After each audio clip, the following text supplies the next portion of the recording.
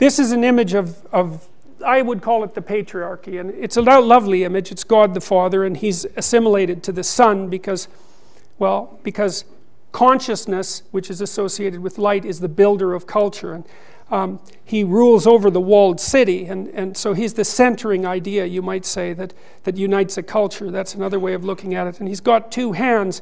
I describe them as security and tyranny, altogether order. And you know, if you're in a university, the U of T students complain about this all the time. There's 60,000 U of T students, right? They feel like numbers. They feel ignored.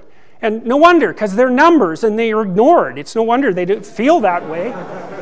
You know, and there's huge classes of 1,200 people and they get lost and they think, God, that's a pretty evil structure and uncaring. It's like, yeah, that's exactly right. But by the same token, you know, you get to purchase 4 years of intellectual freedom and you have all these people who could at least in principle teach you something, and you get an identity out of the deal, and if you have half a bit of sense, you're in the library trying to read great things, and maybe you're not quite as dopey and useless when you come out as you were when you went in. And so it takes with one hand and gives with the other. And you got to understand that about your position in relationship to society. It crushes you and molds you at the same time. It limits you and furthers your capability at the same time. And it's up to you to determine how to establish a harmonious and productive relationship with that, because that's one of the fundamental demands of life. And that sort of splits into these two things. Whoop. That's the king who devours his son. I love that picture. And that's, well, that's a society that's become tyrannical, right? And the son of the king is the thing that regenerates the king. The king's old and he's blind and he's stupid and he's corrupt and he has a son, and the son is lively and awake and alert and can see. And if the father's not pathological, then he tries to make the son strong so that the son can grow up and revitalize the culture. And if he's a tyrant, well, then he devours him, and then he gets old and corrupt and everything goes into chaos.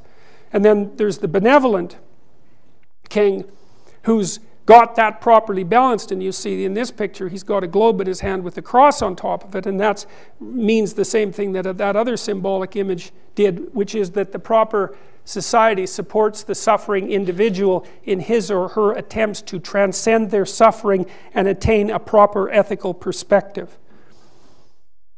And then the son of the father is the hero. That's Hercules. I really like that picture. So Hercules goes out into the darkness and he's got this container, and maybe you can think of that container as a cultural artifact, you know, because the culture protects you from chaos. And then the question is, what are you supposed to do with that protection? And the answer is you're supposed to wear the garb of the lion, right? That's the king of the beasts, so that's supposed to be you.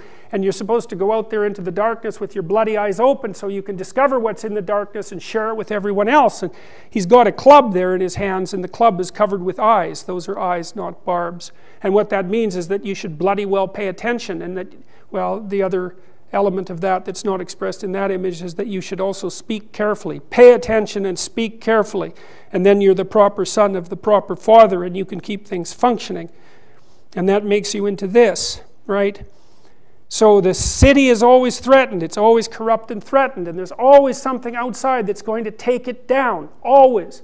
And that's what's represented by the dragon. That little twist in its tail is something that represents infinity. And the courageous individual goes out of the damaged city to confront the dragon of chaos and to gain something valuable as a consequence. And that's what human beings are supposed to do. That's our destiny. That's our soul. That's a better way of thinking about it. And some of that terrible dragon is just the catastrophe and suffering of life and our continual attempts to transcend it. But a tremendous amount of it is also the malevolence and the evil that exists in our own hearts and in society, and perhaps to some degree even in the world itself. You're supposed to wake up and strengthen yourself and stand up properly and fortify yourself, so that you're a light that can shine in the darkness, and that's something that can withstand malevolence and tragedy.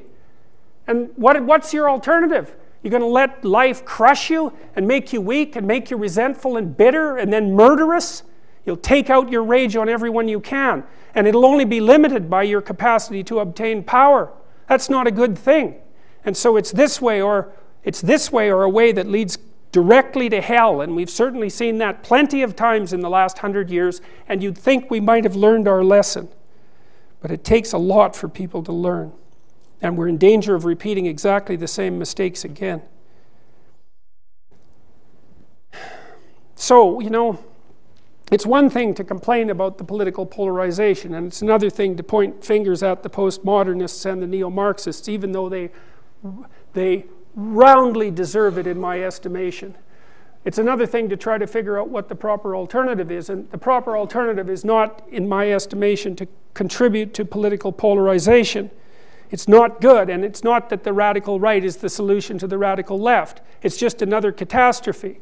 And the only solution that I've been able to figure out, and this is as a consequence of much reading and much thinking, is that it's up to the individuals in our society to sort themselves out and to strengthen themselves and to become wise and alert and to shoulder the responsibility of being and the demand, the ethical demand to push back malevolence in their own hearts and in their society.